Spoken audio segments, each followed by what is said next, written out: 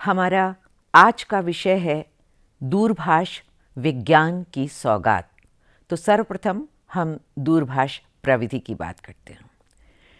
Telephone शब्द अंग्रेजी के 3 पदों से मिलकर बना है, tel plus e plus phone, जिसका अर्थ होता है दूर की ध्वनि। हिंदी में इसके लिए दूरभाष शब्द का प्रयोग किया जाता है, जिसमें अंग्रेजी का यह शब्द पूर्णतः अनुवादित हो सका है। टेलीफोन की परिभाषा इस प्रकार है: an instrument which converts sound specifically the human voice to electrical impulses of various frequencies and then back to a tone that sounds like the original voice। अर्थात टेलीफोन एक ऐसा उपकरण है जो मनुष्य की आवाज़ को विद्युत प्रवाहों के विविध कंपनों के जरिए ज्यों का त्यों प्रत्यावर्तित कर देता है। टेलीफोन में ट्रांसमीटर वह महत्वपूर्ण घटक है जो ध्वनि ऊर्जा को विद्युत ऊर्जा में परिणत कर देता है।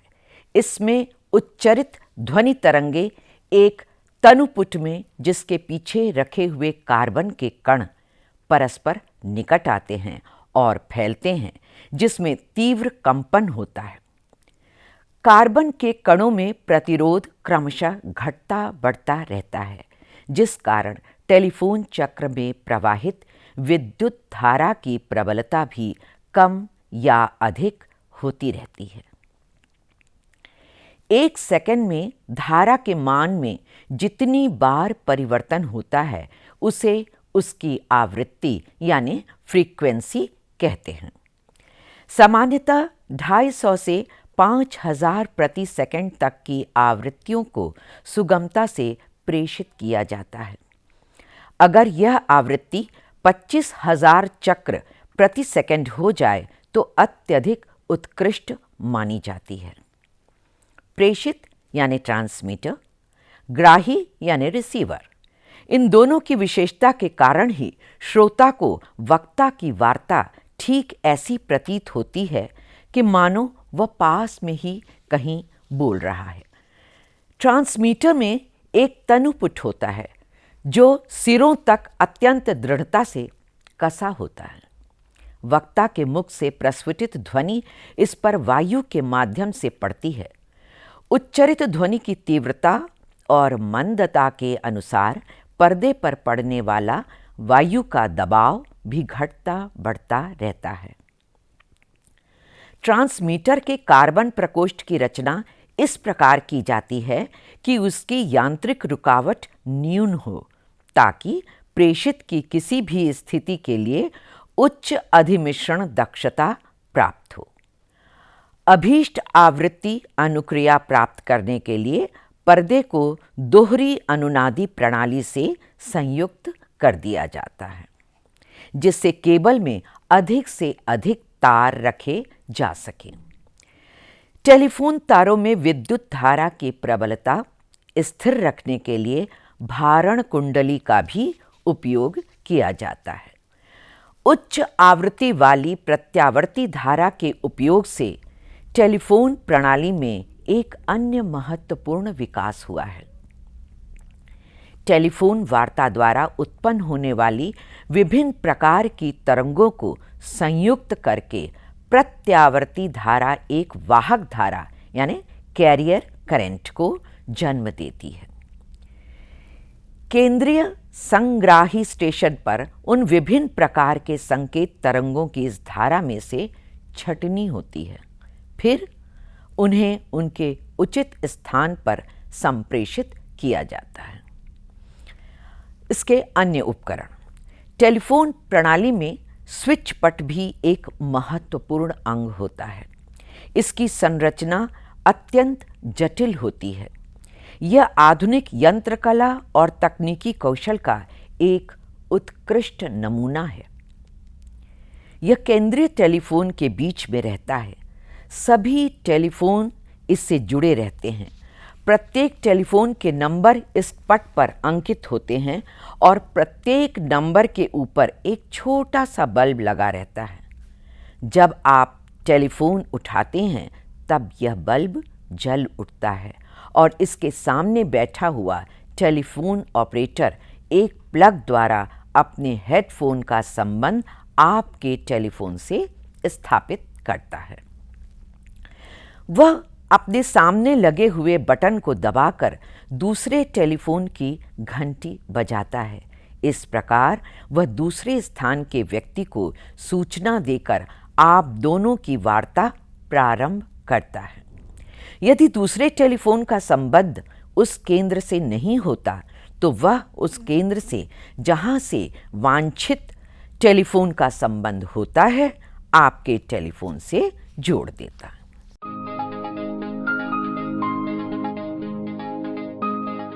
अब हम दूरभाष के इतिहास पर संक्षिप्त प्रकाश डालेंगे।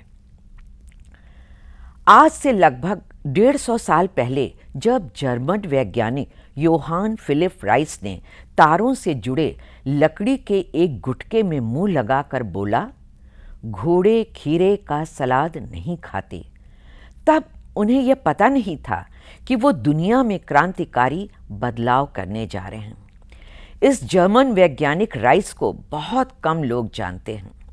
राइस ने 150 साल पहले 26 अक्टूबर 1861 को फिजिकल सोसाइटी ऑफ फ्रैंकफर्ट में अपनी खोज पहली बार पेश की।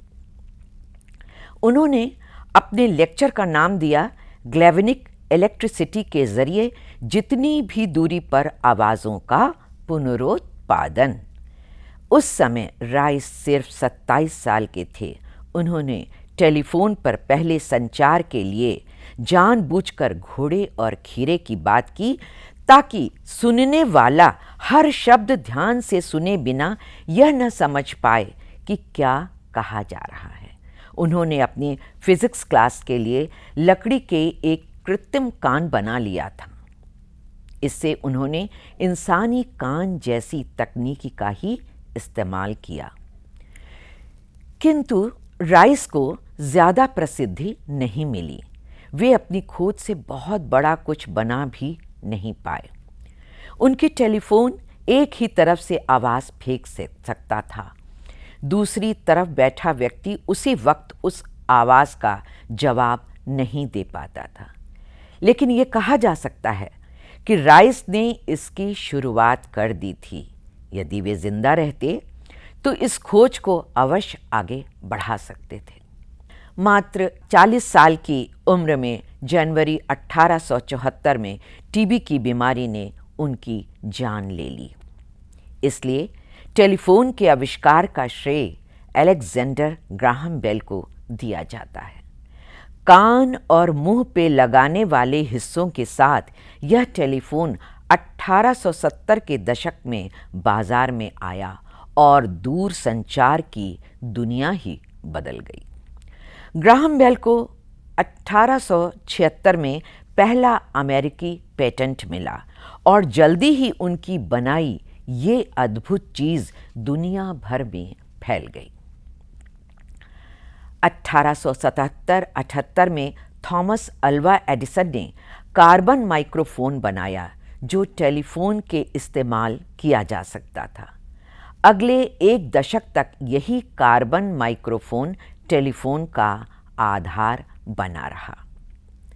एडिसन ने कहा कि टेलीफोन के पहले आविष्कारक योहान फिलिप राइस थे और ग्राहम बेल उसे सार्वजनिक तौर पर पेश करने वाले पहले व्यक्ति बने और व्यावहारिक और व्यापारिक स्तर पर इस्तेमाल किए जा सकने वाले टेलीफोन के आविष्कार का श्रेय एडिसन ने खुद को दिया। दूरभाष के उद्गम को लेकर विभिन्न मतभेदों के बावजूद यह सर्वस्वीकार है कि इसके आविष्कार का श्रेय स्कॉटलैंड के एडिनबर्ग नगर में 3 मार्च 1847 ईस्वी में जन्म लेने वाले प्रसिद्ध वैज्ञानिक अलेक्जेंडर ग्राहम बेल को ही दिया जाता है। ग्राहम बेल ने अपने सहयोगी थॉमस वॉटसन के साथ मिलकर 10 मार्च 1876 में जब पहली बार इलेक्ट्रॉनिक अभिकरणों के माध्यम से इस वाक्य को पूरी तरह संप्रेषित किया कि Watson come here I want to see you, तभी से टेलीफोन की शुरुआत मानी जाती है। सन 1831 ईस्वी में एक अंग्रेज वैज्ञानिक फैराडे ने यह सिद्ध किया कि मेटल की ध्वनि तरंगों को विद्युत धारा में बदला जा सकता है। यही टेलीफोन का तकनीकी आधार रहा, लेकिन 30-40 वर्षों तक यह बात लोगों को समझ में नहीं आई। जर्मनी के वैज्ञानिक जॉन फिलिप राइस ने जब यह सिद्धांत प्रतिपादित किया कि विद्युत के माध्यम से ध्वनियां अपने मूल रूप में प्रत्यावर्तित होती हैं, यानी ध्वनियों को एक विशेष वैद्युत युक्ति द्वारा एक स्थान से दूसरे स्थान पर संप्रेषित किया जा सकता है और पुनः उसी रूप में उसे लौटाया भी जा सकता है। तभी से दूरभाष की सैद्धांतिकी तैयार हुई। टेलीफोन वर्तमान सूचना क्रांति का मूल आधार है। एसटीडी यानी सब्सक्राइबर ट्रंक डायलिंग सेवा के माध्यम से हम देश के एक कोने से दूसरे कोने तक संदेश पहुंचा सकते हैं। इस सुविधा में प्रत्येक शहर का एक कोड नंबर होता है जिन्हें व्यक्तिगत नंबर से पहले डायल करना होता है। इसी तरह आईएसडी अर्थात इंटरनेशनल सब्सक्राइबर डायलिंग भी एक देश से दूसरे देश में फ़ोन द्वारा बात करने की सुविधा देता है। एसटीडी ने जहां हमें देश के एक कोने से दूसरे कोने तक जोड़ दिया, वहीं आईएसडी के माध्यम से हम पलक मारते ही विश्व के किसी भाग से संदेश ले और दे सकते हैं।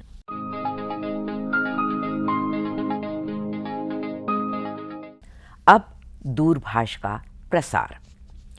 बेल के अनुयायियों एवं उत्तराधिकारियों ने अमेरिका में दूरभाष संचार व्यवस्था का प्रसार किया। पहले बड़े बड़े नगरों में, उसके बाद एक नगर से दूसरे नगर के लिए, जिसे कालांतर में ट्रंक व्यवस्था कहा गया, दूरभाष प्रणालियों की प्रतिष्ठा हुई। कुछ वर्षों के उपरांत अमेरिकन दूरभाष और तार प्रेषण कंपनी ने बेल कंपनी से दूरभाष प्रणाली का स्वत्व क्रय कर लिया। इस कंपनी ने द्रुत गति से अमेरिका में दूरभाष लाइनों का जाल बिछाने का कार्य प्रारंभ कर दिया। दूरभाष प्रणाली की सफलता ने यूरोप में भी हलचल मचा दी।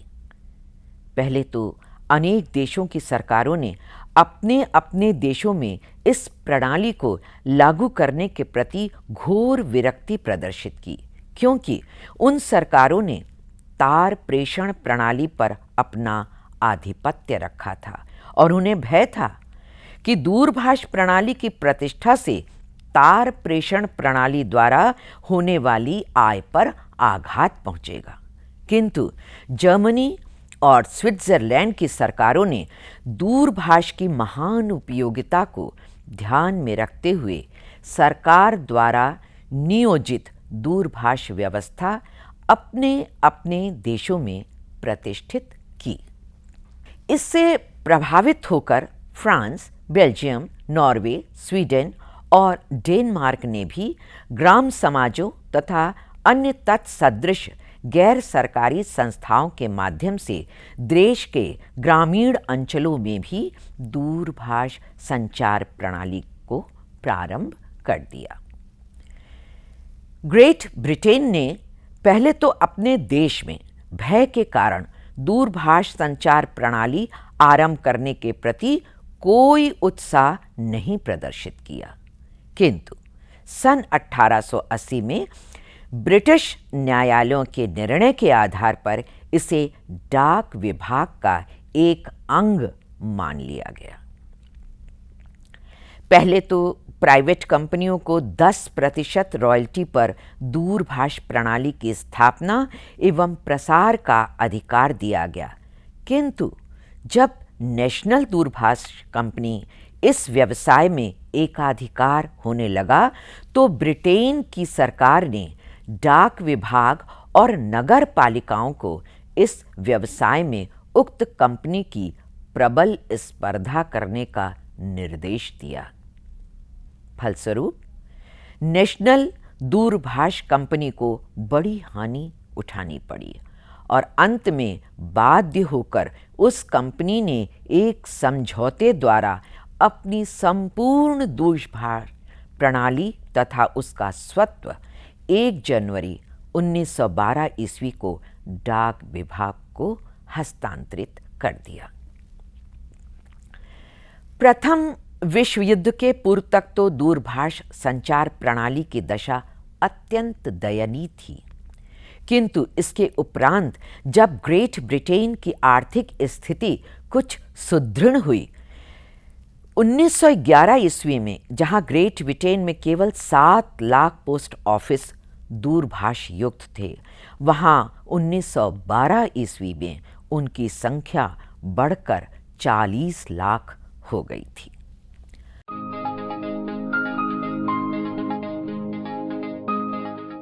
अब हम दूरभाष के आनुषंगिक उपादान की बात करेंगे। दूरभाष अपने प्रथम चरण में विविधता से पूर्ण था। शुरू में लिक्विड ट्रांसमीटर के सहारे एक दूसरे की बातें सुनी जाती थी। 20वीं शताब्दी में लोकल बैटरी को सामान्य बैटरी में तब्दील किया गया, जिसे टॉक बैटरी का नाम दिया गया। पहले दूरभाष प्रणाली एक ही तार पर आधारित थी, जिसे टेलीग्राफ के अनुरूप कहा जा सकता है।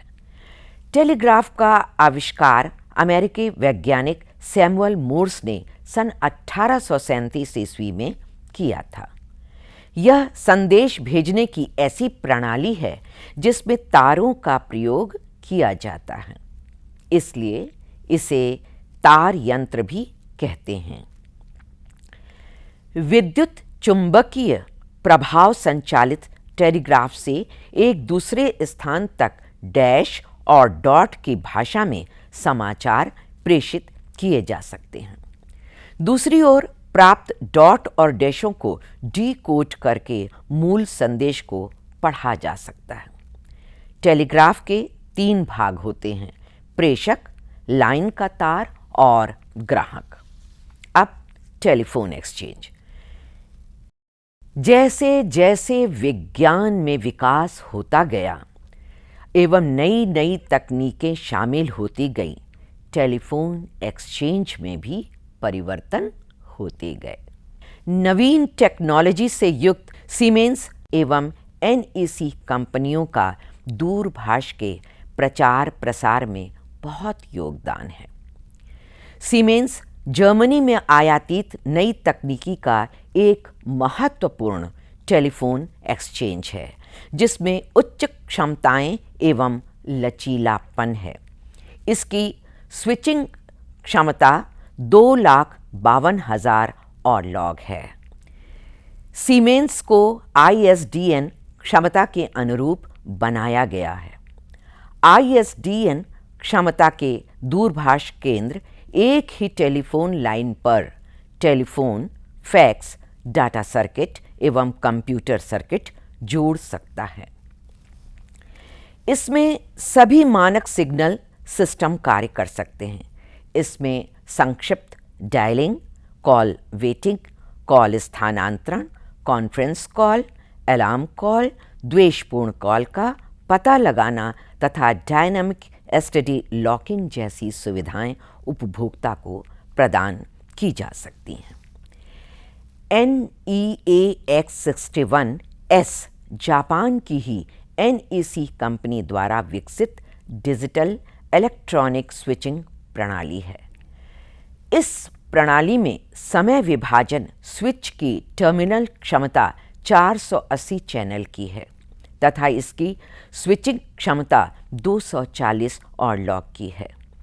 इस प्रणाली में अधिकतम 1500 उपभोक्ता लाइनें तथा 240 ट्रंक लाइनें जोड़ी जा सकती हैं।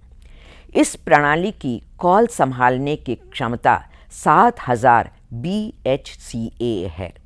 इसी तरह C.E10B आदि भी कुछ नवीनतम एक्सचेंज प्रणालियां हैं। अब टेलेक्स द्वारा संदेश टंकित होकर तार अथवा रेडियो तरंगों के माध्यम से प्रेषित किया जाता है। यह संदेश को दूरस्थ स्थान पर भेजने का एक प्रचलित तरीका है, जिसे टेलीप्रिंटर, टेलीग्राफ और टेलीफोन का मिश्रित रूप भी कहा जा सकता है। इस मशीन से संदेश भेजने के लिए टेलीफोन में नंबर डायल कर दूसरे टेलेक्स से संपर्क स्थापित किया जाता है और एक विशेष पट्टी पर टाइप किया हुआ संदेश भेज दिया जाता है। संदेश पाने वाली मशीन पर मैसेज टाइप होता रहता है। इस मशीन की यह विशेषता है कि ग्रहण करने वाली मशीन के ऑपरेटर न होने की दिशा में भी संदेश पहुंच जाता है। पत्र पत्रिकाओं के कार्यालयों तथा व्यापारिक संगठनों में टेलेक्स का प्रचलन लगातार बढ़ता जा रहा है। दूर स्थान तक संदेश भेजने के लिए यह एक कारगर आधुनिक तरीका है। अब फैक्स सूचना तकनीकी की एक महत्वपूर्ण उपलब्धि के रूप में फैक्स को भी दूरभाष से संबद्ध किया जाता है। इसके माध्यम से ग्राम चार्ट, हस्तलिखित या मुद्रित सामग्री को टेलीफोन नेटवर्क के द्वारा एक स्थान से दूसरे स्थान तक भेजा जाता है। यह संदेश प्राप्तकर्ता को फोटोकॉपी के रूप में प्राप्त हो जाता है। फैक्स के द्वारा सबसे पहले सभी बिंदुओं का निरीक्षण किया जाता है, फिर संदेश या चित्र को विद्युत संदेशों में परिवर्तित कर दिया जाता है। यह कार्य फोटो सेल द्वारा होता है। फैक्स मशीन संदेश को डीकोड करके मूल संदेश को कागज पर अंकित कर देती है। आजकल रंगीन फैक्स मशीन भी उपलब्ध है। यह प्रणाली अत्यंत शीघ्रता एवं कम लागत के लिए प्रसिद्ध है। इस मशीन द्वारा पत्रकारिता, व्यापार, मौसम संबंधी चित्रों के संप्रेषण में अत्यधिक सुविधाएं हो गई हैं। अब वीडियो फोन, इसे फोटोफोन भी कहते हैं। इसमें एक कैमरा टीवी स्क्रीन सेट होता है। बातचीत के दौरान आवाज और चित्र विद्युत तरंगों में परिवर्तित होकर प्रसारित हो जाते हैं, जिन्हें गंतव्य फोटोफोन द्वारा ग्रहण करके डीकोड कर लिया जाता है। इसमें आवाज व चित्र अपने मूल रूप में सुनाई व दिखाई पड़ने लगते हैं। यह अत्यंत महत्वपूर्ण और बहुत व्यस्त लोगों के लिए काफ़ी फायदेमंद है। इसके माध्यम से राष्ट्रीय एवं अंतर्राष्ट्रीय कॉन्फ्रेंसों को सफलतापूर्वक आयोजित किया जा सकता है। अनेक महत्वपूर्ण व्यक्तियों या प्रतिभागियों को वीडियो फोन से जोड़कर उनमें सामूहिक बातचीत या विचार विमर्श भी करवाया जा सकता है। अब रेडियो पेजिंग, दूरभाष से जुड़ा हुआ यह अत्यंत आधुनिक प्रणाली है। हर समय ऑनलाइन बने रहने के लिए यह सस्ता और सुलभ साधन है। ऑफिस में एक जगह बैठकर काम न करने वाले फील्ड के लोगों से संपर्क करने का एकमात्र माध्यम पेजर ही है। इसमें निश्चित पेजर कोड वाले व्यक्ति से कभी भी बातें की जा सकती हैं। ये बातें लिखित तौर पर होती हैं। अपने पेजर स्क्रीन पर संदेश देखकर वह व्यक्ति तुरंत टेलीफोन से संपर्क स्थापित कर सकता है।